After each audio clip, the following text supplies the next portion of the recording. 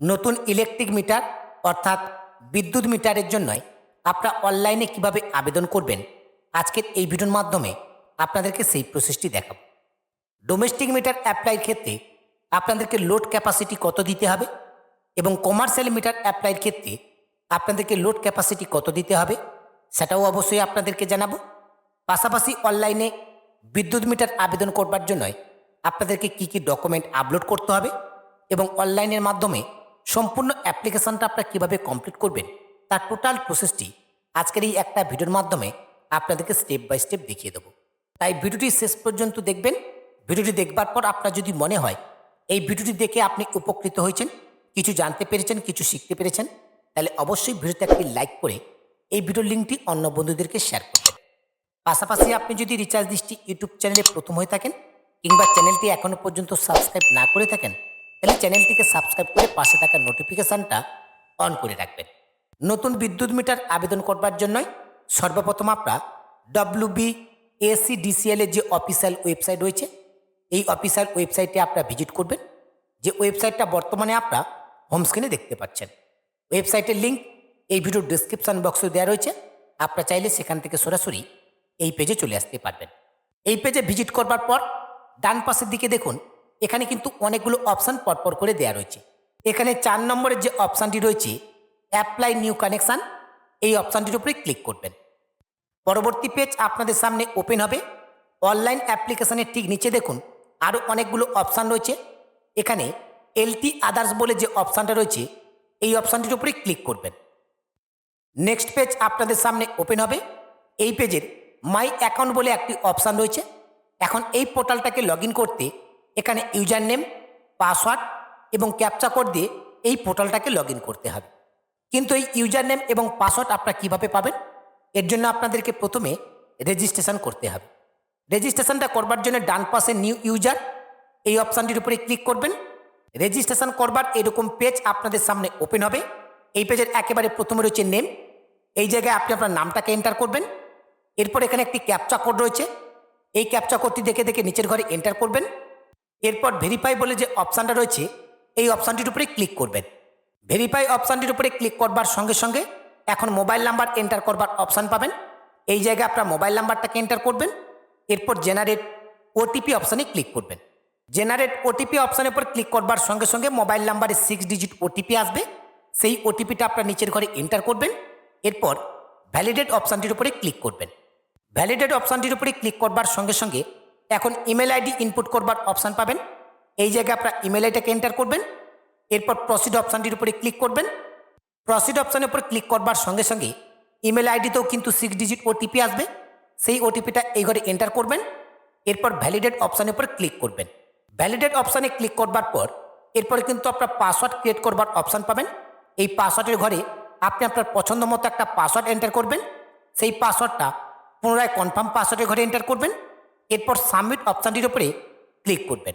তবে এখানে যে পাসওয়ার্ডটা আপনারা ইউজ করবেন এই পাসওয়ার্ডের মধ্যে যেন একটা ক্যাপিটাল লেটার, একটা স্মল লেটার, একটা নিউমারিক এবং নাম্বার থাকে, সেইভাবে কিন্তু আপনার পাসওয়ার্ডটাকে এন্টার করবেন। সাবমিট অপশানের উপরে ক্লিক করবার সঙ্গে সঙ্গে এখন কিন্তু রেজিস্ট্রেশনটা সাকসেসফুলিভাবে কমপ্লিট হয়ে যাবে এবং হোম স্ক্রিনে আপনারা এরকম একটা সাকসেসফুল মেসেজ দেখতে পাবেন। পোর্টালটাকে লগ ইন করবার জন্য পুনরায় আপনারা এই পেজে আসবেন।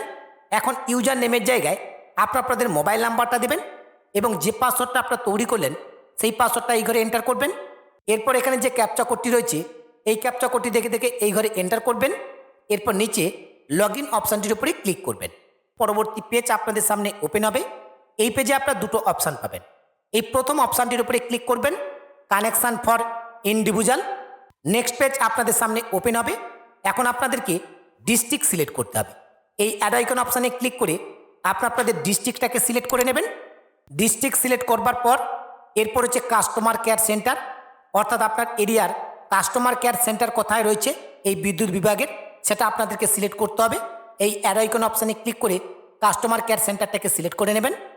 এরপর হচ্ছে কানেকশান টাইপ, এখান থেকে নর্মাল, পোস্টপেড মিটার এই অপশানটাকেই আপনারা সিলেক্ট করে নেবেন। এরপর নেক্সট অপশানের উপর ক্লিক করবেন। এরপর হচ্ছে জেনারেল ইনফরমেশান। জেনারেল ইনফরমেশানের মধ্যে প্রথমে রয়েছে কনজিউমার টাইপ। এখন কনজিউমার টাইপটাকে আপনাদেরকে সিলেক্ট করতে হবে। এখান থেকে আপনার নর্মাল, ইন্ডিভিজুয়াল ওনার এই অপশানটাকে সিলেক্ট করবেন। এরপর হচ্ছে পারপোজ অফ সাপ্লাই, অর্থাৎ কোন ধরনের মিটারের জন্য আপনারা অ্যাপ্লাই করতে চাইছেন। এই অ্যারোইকন অপশানটির উপরে ক্লিক করবার সঙ্গে সঙ্গে এখানে সমস্ত ক্যাটাগরি আপনারা দেখতে পাবেন। কোন ক্যাটাগরির মিটার আপনারা অ্যাপ্লাই করতে চাইছেন সেটা আপনাদেরকে সিলেক্ট করতে হবে। আমি ডোমেস্টিক মিটারের জন্য অ্যাপ্লাই করছি, তাই এখান থেকে ডোমেস্টিক অপশানটাকে সিলেক্ট করলাম। আপনারা যদি কমার্শিয়াল মিটারের জন্য অ্যাপ্লাই করতে চান তাহলে এখানে কমার্শিয়াল অপশানটাকে সিলেক্ট করবেন। এরপর হচ্ছে কাস্টমার কেয়ার সেন্টার, যেহেতু আপনারা প্রথমেই কাস্টমার কেয়ার সেন্টারটাকে সিলেক্ট করেছেন সেই নামটা এখানে অটোমেটিকলি ফেচ হবে। এরপর হচ্ছে জেন্ডার, এখান থেকে আপনি আপনার জেন্ডারটাকে সিলেক্ট করবেন। এরপর হচ্ছে ফার্স্ট নেম, অ্যাপ্লিকেন্টের ফার্স্ট নেমটা আপনারা এই ঘরে এন্টার করবেন। এরপর হচ্ছে লাস্ট নেম, এখানে লাস্ট নেমটাকে এন্টার করবেন। ইমেল আইডি আপনার অটোমেটিকলি এখানে কনভার্ট হয়ে থাকবে। মোবাইল নাম্বার আপনার এখানে অটোমেটিকলি কনভার্ট হয়ে থাকবে। এরপর হচ্ছে আধার নাম্বার, এই ঘরে আপনি আপনার আধার নাম্বারটাকে এন্টার করবেন। এরপর হচ্ছে প্যান নাম্বার, যদি আপনার প্যান কার্ড থাকে তাহলে এখানে প্যান কার্ডের নাম্বারটা আপনি এন্টার করতে পারেন অথবা এই অপশানটা স্কিপ করতে পারেন। এরপর হচ্ছে সার্ভিস কানেকশান অ্যাড্রেস, অর্থাৎ আপনি যে বিদ্যুৎ মিটারের জন্য আবেদন করছেন এই বিদ্যুৎ মিটারটা কোন জায়গায় বসবে তার অ্যাড্রেসটা এখানে ফিল আপ করতে হবে। প্রথমে রয়েছে অ্যাড্রেস লাইন 1, এই অ্যাড্রেস লাইন 1-এ আপনি আপনার ভিলেজের নাম এন্টার করবেন। এরপর হচ্ছে অ্যাড্রেস লাইন 2, অ্যাড্রেস লাইন 2-তে আপনি আপনার পোস্ট অফিসের নাম এন্টার করবেন। এরপর হচ্ছে ডিস্ট্রিক্ট, এখান থেকে আপনাকে ডিস্ট্রিক্টটাকে সিলেক্ট করে নিতে হবে। এরপর হচ্ছে পিনকোড, এখানে পিনকোড নাম্বারটাকে এন্টার করতে হবে।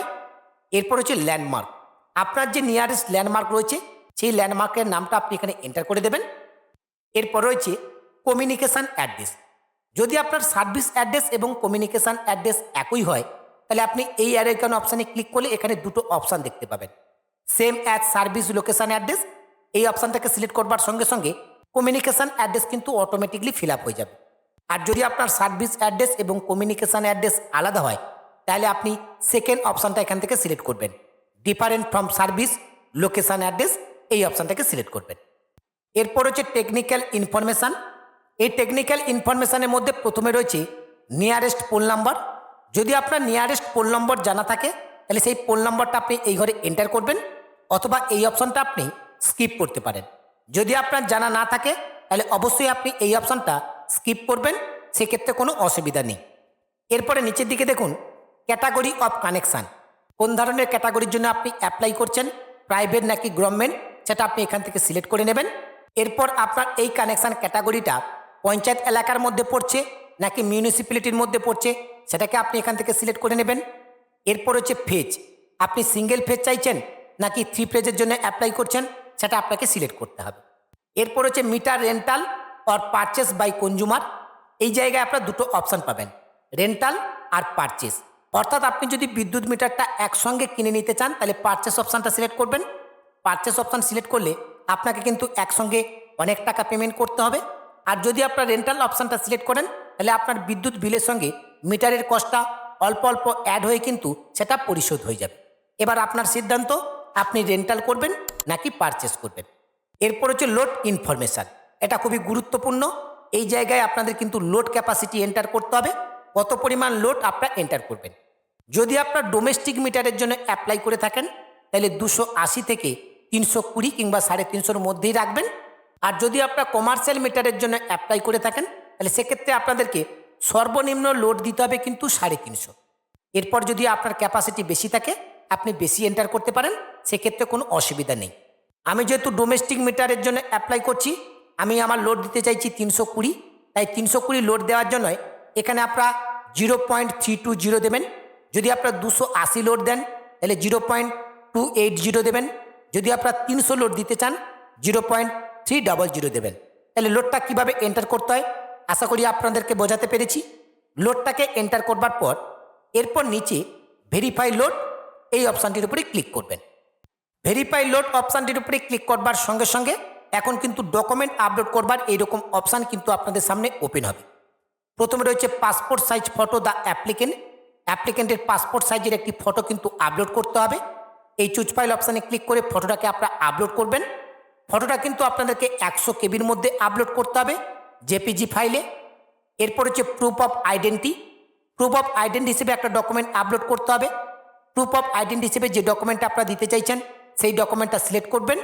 এরপর চুজ ফাইল অপশানে ক্লিক করে সেই ডকুমেন্টটাকে আপলোড করবেন।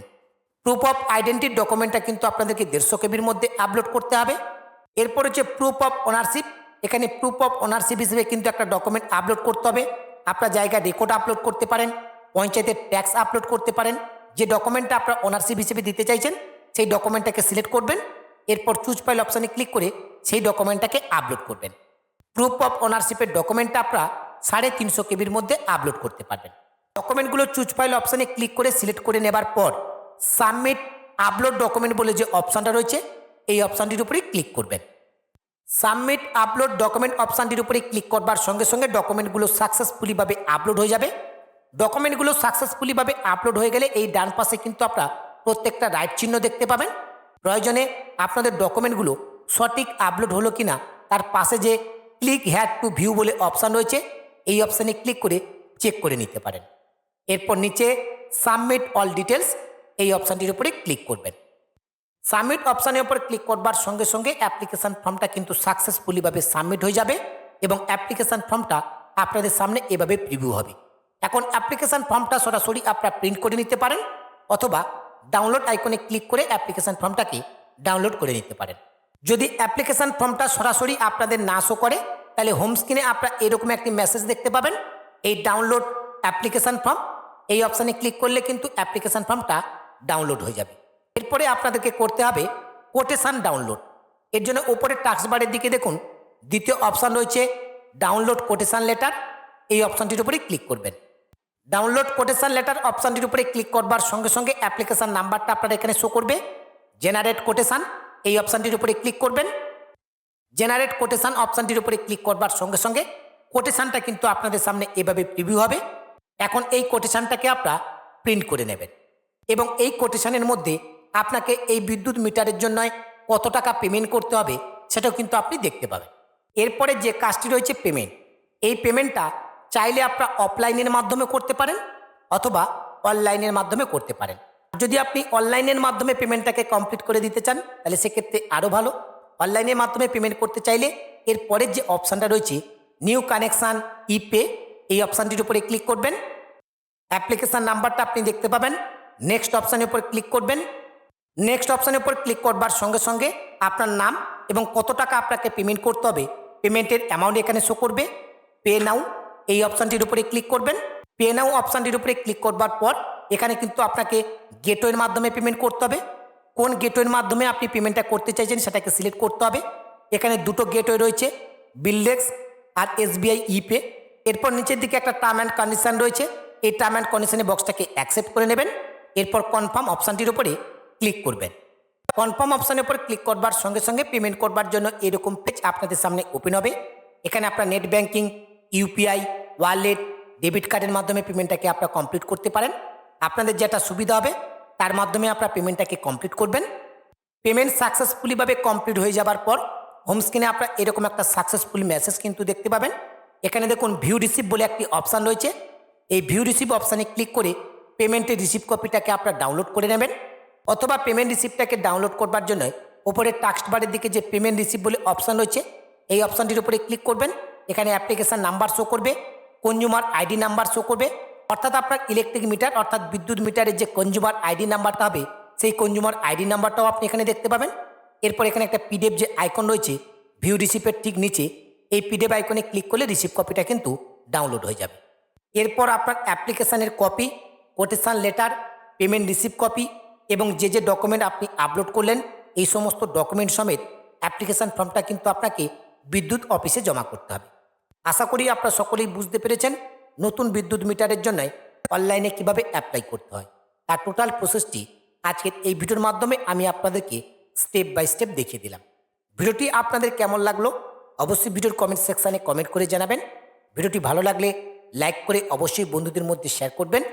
পাশাপাশি আপনাদের সকলকে জানিয়ে রাখি নতুন domestic meter, food meter, commercial meter সমস্ত রকমের মিটারের অ্যাপ্লিকেশান থেকে শুরু করে অনলাইন রিলেটেড সমস্ত রকমের কাজ আমি কিন্তু অনলাইনের মাধ্যমে করে থাকি।